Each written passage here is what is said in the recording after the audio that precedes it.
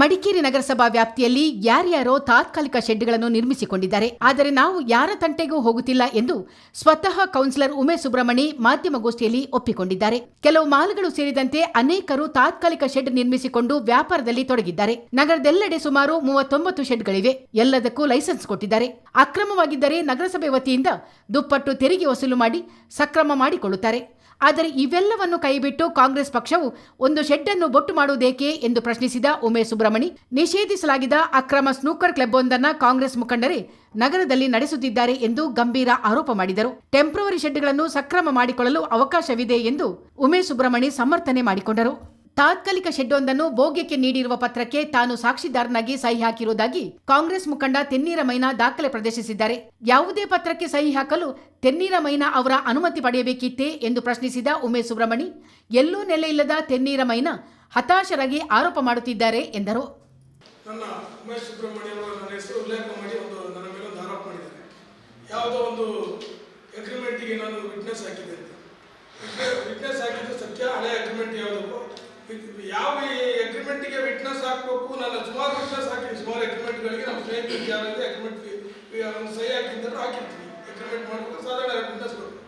ಆ ವಿಟ್ನೆಸ್ ಹಾಕಿದ ಕಟ್ಟಡಗಳೆಲ್ಲ ನಮ್ಮದು ಅಂತ ಹೇಳಿ ನಾನು ಸುಮಾರು ಕಟ್ಟಡಗಳಿರ್ಬೇಕು ಮಡಿಕೇರಿ ನಗರದಲ್ಲಿ. ಅದೇ ರೀತಿ ಮತ್ತೆ ಇವರು ತೆನ್ನೀರ ಮೈನನ್ನ ಕೇಳ್ಬಿಟ್ಟು ನಾನು ಇದಾಗಬೇಕು, ಎಲ್ಲಿ ಸೈನ್ ಹಾಕ್ಬೇಕು ಅಂತ ಹೇಳೋದಿಲ್ಲ. ನಾನೇನು ಅವರ ಇದರಲ್ಲಿ ಮಾಡ್ತಾ ಇಲ್ಲ. ತೆನ್ನೀರ ಮೈನನ್ನ ಹಿನ್ನೆಲೆಯನ್ನು ನನ್ನ ಹಿನ್ನೆಲೆಯನ್ನು ತಿಳ್ಕೊಳ್ಬೇಕು.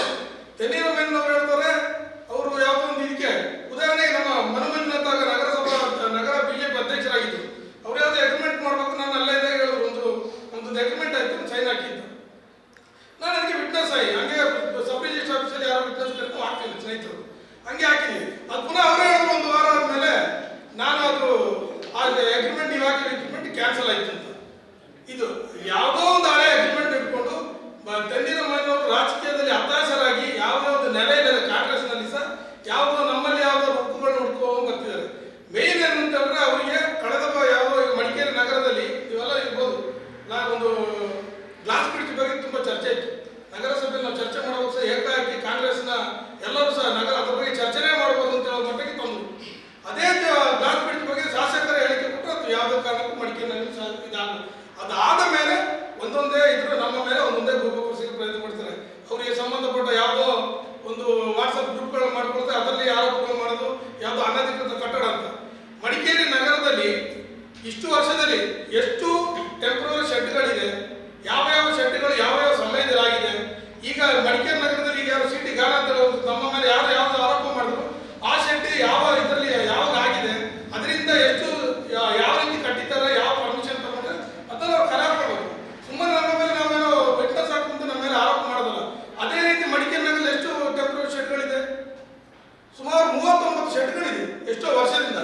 ಈಗಾಗಲೇ ಮಾಹಿತಿ ಅಕ್ಕಿಯಾಗಿ ತೆಗಿತಾ ಇದ್ದೀವಿ.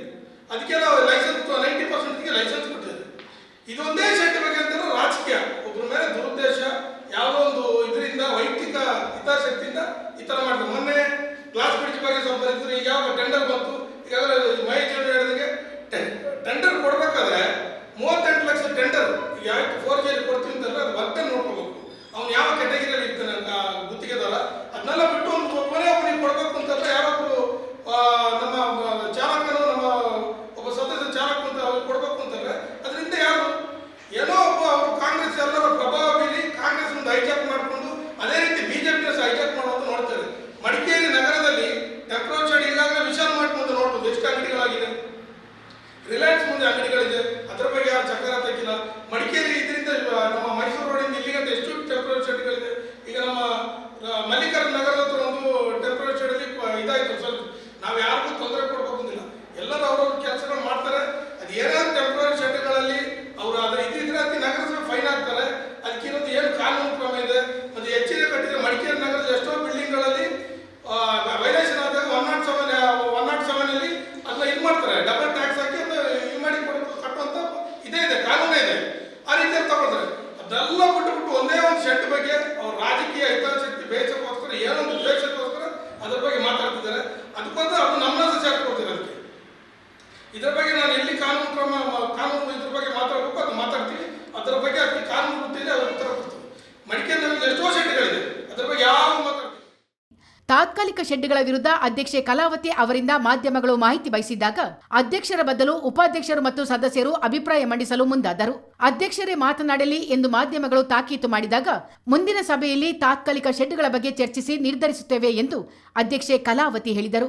ನಗರಸಭೆಗೆ ಲೋಕಾಯುಕ್ತ ದಾಳಿ ನಡೆದ ಬಗ್ಗೆ ಪ್ರತಿಕ್ರಿಯೆ ನೀಡಿದ ಅಧ್ಯಕ್ಷರು ಮತ್ತು ಉಪಾಧ್ಯಕ್ಷರು ಹಿಂದಿನ ಆಡಳಿತ ಮಂಡಳಿ ಅವಧಿಯಲ್ಲಿ ಕಂಡುಬಂದ ಲೋಪಗಳ ಬಗ್ಗೆ ವಿಚಾರಣೆ ನಡೆದಿದೆ ಎಂದರು.